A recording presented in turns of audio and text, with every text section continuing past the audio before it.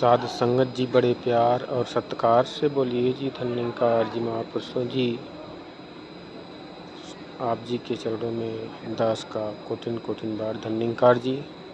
सतगुरु माता सुदीक्षा शबिंदर हरदेव जी महाराज की जय। निरंकारी राज माता गुरु बचन अवतार की जय। साध संगत जी कहते हैं कि जब तक जीवन में सतगुरु नहीं आता,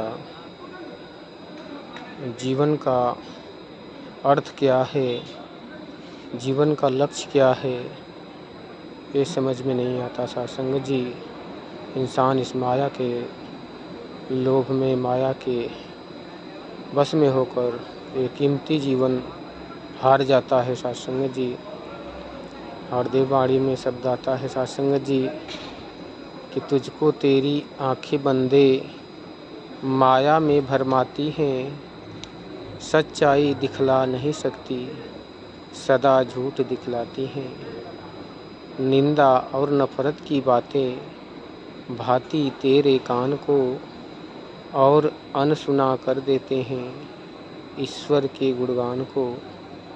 जिह्वा तेरी स्वादों में ही सारी उम्र बताती है, हर यश के मीठे अमृत को ये नहीं चख पाती है। दौलत के ही लेन देन में हाथ व्यस्त हो जाते हैं, संत चरण को छूने से ये कतराते घबराते हैं।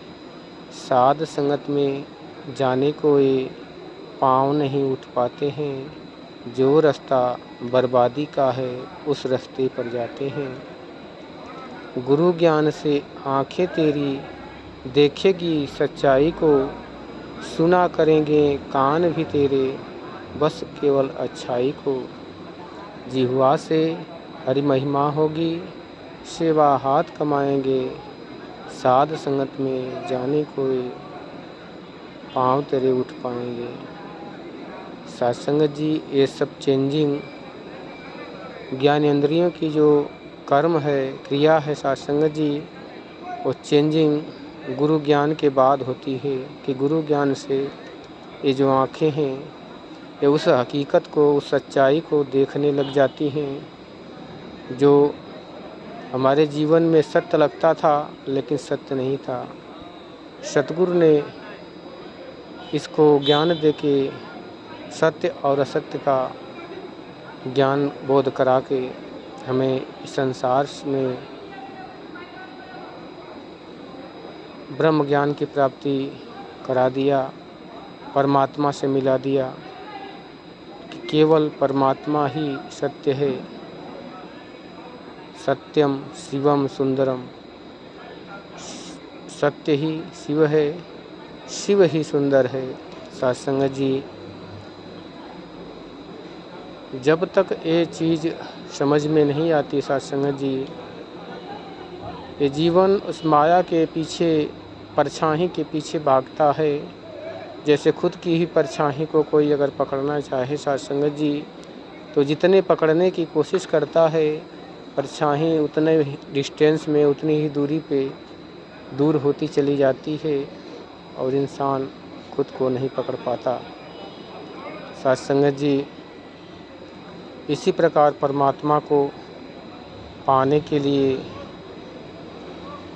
परमात्मा की परछाई पे इंसान जोर लगा रहा है।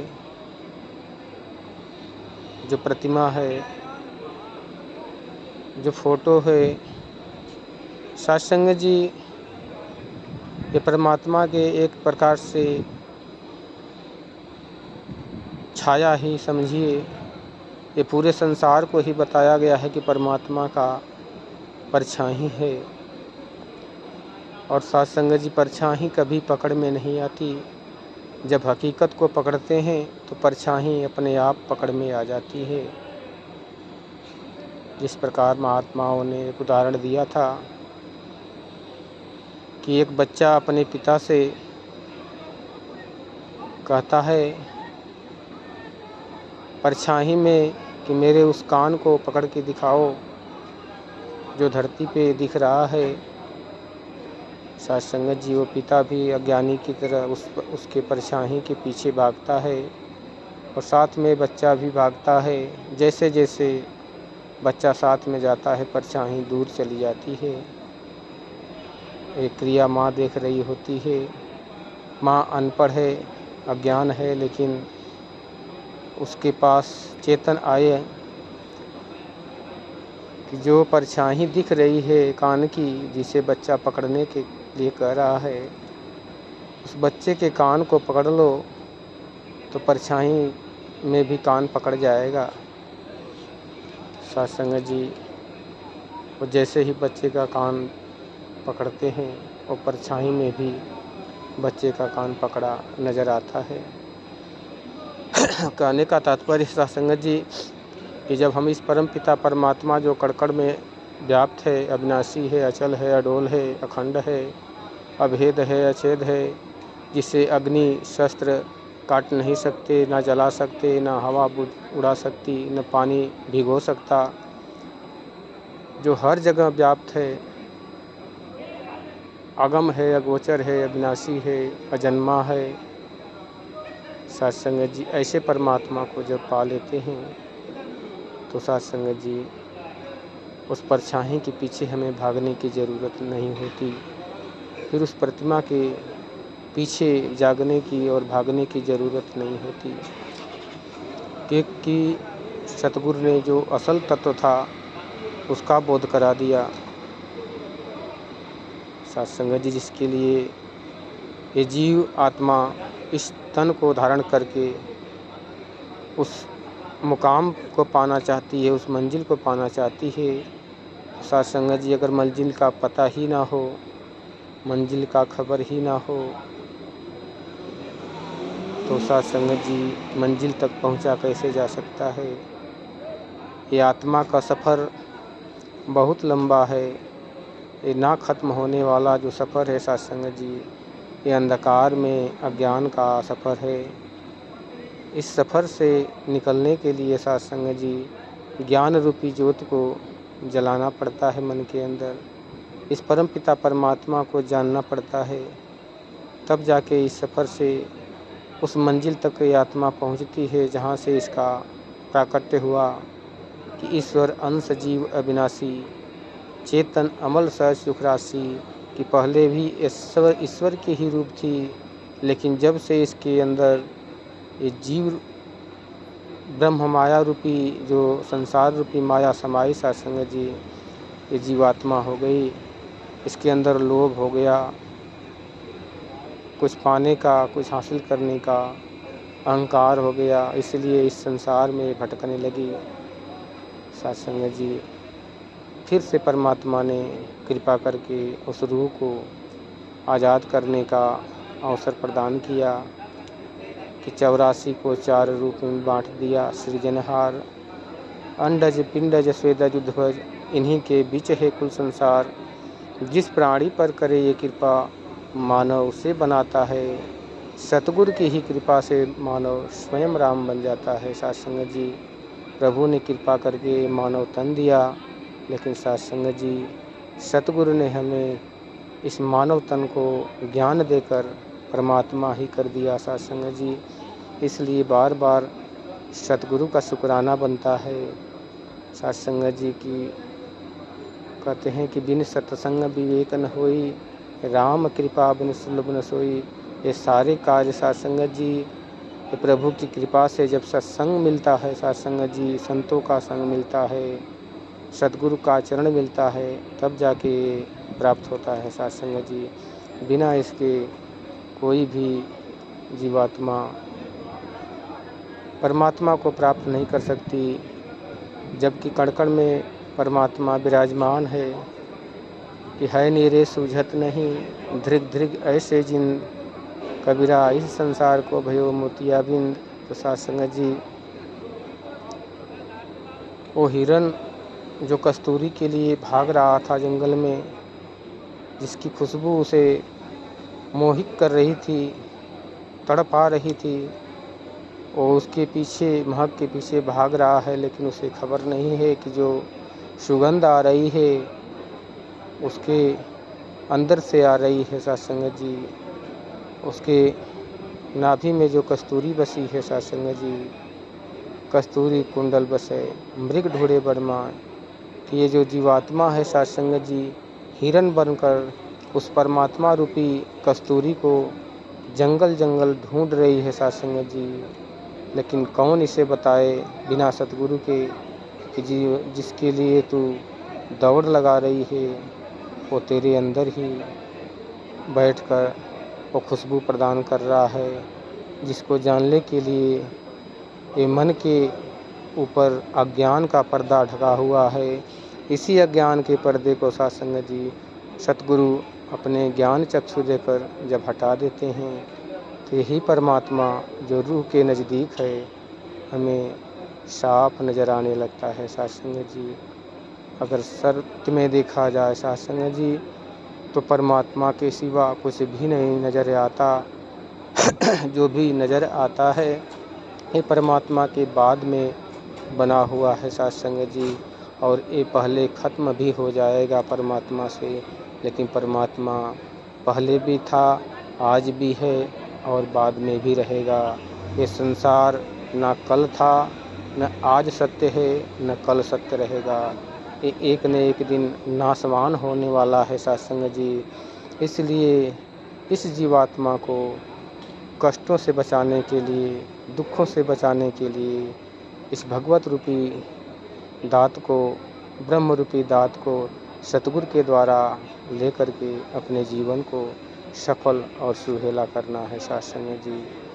तो दास आवाहन कर रहा है, प्रार्थना विनती कर रहा है कि हे प्रभु को चाहने वालों, हे भगवान को मानने वालों, जिस भगवान को पूजते हो उस परमात्मा के विषय में जो शास्त्र लिखे गए हैं, जिसे रोज़ पढ़ते हो, गाते हो, सुनाते हो, उसको खुद सुनो और खुद समझो कि जिस परमात्मा का वर्णन उसमें किया गया है क्या वो परमात्मा आपके जीवन में आया है या नहीं।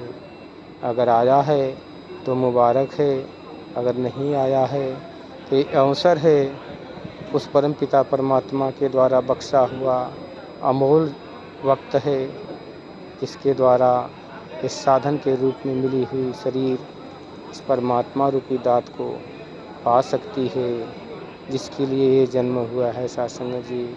लेकिन साथ संगत जी अगर हम रुक गए कि हमने गुरु किया है तो साथ संगत जी गुरु अगर किया है तो सभी गुरुओं को मुबारक है। वो कुछ न कुछ अच्छा ही ज्ञान देते हैं जो हमारे भलाई के लिए होता है, चाहे भले हमें परमात्मा ना दिखाएं, लेकिन हमारी मंजिल तो साथ संगत जी ये जो जन्म मिला है परमात्मा को जानने के लिए, तो जब तक परमात्मा नहीं मिलेगा तब तक गुरु तो बदलना ही पड़ेगा साथ संगत जी। क्योंकि कहते हैं कि जब तक सोना नहीं मिलेगा तब तक सुनार बदलना पड़ेगा, जब तक दवा काम नहीं करेगी डॉक्टर बदलना पड़ेगा, जब तक विद्यार्थी विद्यालय में शिक्षा प्राप्त नहीं कर सकता शिक्षक बदलना पड़ेगा, विद्यालय पर नजरना पड़ेगा, जब तक हमें परमात्मा नहीं नजर आता तब तक सद्गुरु बदलना पड़ेगा, सद्गुरु बदलना पड़ेगा साथ संगत जी। कहते हैं कि जो रब को यह निकट दिखा दे वो सतगुरु कहलाता है। जो बातों में केवल फंसाए साथ संगत जी वो सतगुरु नहीं कहलाता साथ संगत जी। वो हमें इस कदर नियमों के अंदर बांध देता है कि नियम करते करते ही जीवन नष्ट हो जाता है, लेकिन परमात्मा का पता नहीं मिलता। इसलिए आज अवसर है सतगुरु माता सुदीक्षा सविंदर हरदेव जी महाराज की धरती धरा पर प्राकट रूप में आके घूम घूम कर जगह जगह जाकर सत्संग के द्वारा, समागम के द्वारा आवाज़ लगा रही हैं कि इस परम पिता परमात्मा को जान लो, देख लो कि जिसकी पूजा, जिसका बंधन, उसका ज्ञान जरूरी है। कहीं हृदय पहले ईश्वर की पहचान जरूरी है। सत्संगत जी इस परम पिता परमात्मा को जो जान लिए हैं उनका मुबारक है, जो नहीं जान पाए हैं उनके पास अभी भी सांसें हैं कि सांसों के थमने से पहले कौन है ये तू जान ले। अय इंसान यही है मौका, ईश्वर को पहचान ले, अच्छे काम को आज ही कर ले, कल पर हरदि छोड़ नहीं, कहे हरदेव प्रभु के दर से, मुख को अपने मोड़ नहीं, मुख को अपने मोड़ नहीं। साथ संगत जी, दास आप जी के चरणों में क्षमा याचक है, बख्श लेना जो भी गलतियाँ हों। दास आप जी के चरणों का बालक है और बार बार बख्शते रहना। साथ संगत जी, दास बोलनहार है, जो भी बोलता है आप जी के बतलाए द्वारा ही टूटे फूटे शब्दों में बोलता है। तो आप जी बख्शनहार हो, समझदार हो, जोड़ तोड़ के समझ लेना साथ संगत जी, क्योंकि दास को शब्दों का इतना ज्ञान नहीं है। तो आप जी से शब्द ज्ञान भी जानते हैं, तो आप जी इन शब्दों को मिला के जो बात कहने की तात्पर्य हो रही है उसको समझ लेते हैं साथ संगत जी। यही आपकी मर्यादा है, यही आपका बड़प्पन है साथ संगत जी। बड़े प्यार से कहिए धन्यकार जी।